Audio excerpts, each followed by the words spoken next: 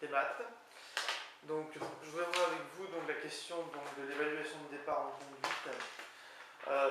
Vraiment une micro-vidéo par rapport à ce que j'ai envie de faire après. Donc l'évaluation de la conduite pour moi, encore très récemment, jusqu'à avril de cette année, et nous sommes en septembre, je considérais que c'était une énorme escroquerie, que ça ne servait pas à grand chose. On m'a démontré que j'avais tort, et voilà, parfois ça fait du bien, même si je suis très susceptible.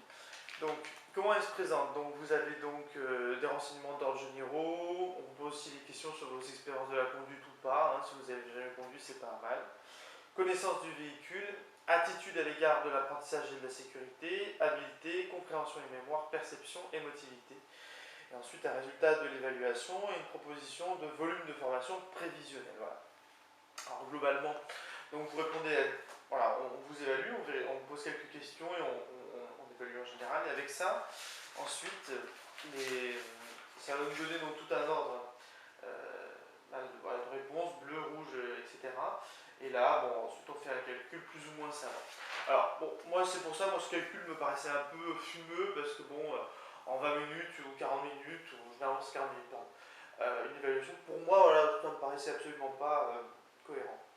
Et puis j'ai changé d'avis avec différents élèves et différents problèmes, et je vais vous montrer un peu comment en fait il faut le lire, ce fameux truc.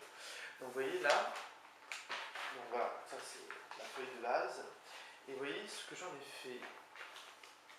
Voilà. Donc en bleu, c'est pour moi vraiment personnel, vraiment donc tout ce qui est connaissance du véhicule et habileté, d'accord. En rose, alors peut-être à l'exception de la profession et du niveau scolaire, ça limite on s'en fout, c'est vraiment la personnalité de la personne. Voilà. Acuité visuelle, œil droit, œil gauche, incompatibilité, et ça souvent les gens oublient de nous le dire, étrangement, visite médicale, attitude à l'écart de l'apprentissage et de la sécurité, les différentes réponses, compréhension et mémoire, perception, trajectoire, observation, orientation, regard, émotivité en général, crispation.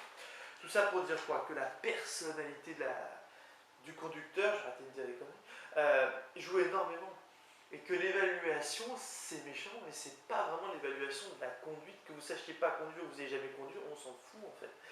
C'est vraiment quel type de conducteur vous allez être ou vous risquez d'être, et est-ce que vous allez poser un problème ou un danger pour vous. Donc voilà, donc tout ça pour dire que voilà, il faut la personnalité qui va rentrer dans le véhicule joue énormément, et surtout que cette personnalité-là, on l'a vu évidemment en salle de code. Donc si votre moniteur fait les cours de code et aussi donc vous êtes en voiture, l'évaluation il aura commencé bien avant. Et on sait souvent très tôt en gros à qui on a affaire. Voilà en gros pour l'évaluation. Alors après le volume d'heures de formation, donc vous pouvez ne pas être d'accord, hein, vous voyez ça avec votre formateur. Si on vous dit évidemment que vous allez faire 200 heures, peut-être qu'on peut vous proposer une formation plus courte, hein, avec la conduite supervisée ou accompagnée, plus courte en volume d'heures mais plus longue certainement en temps.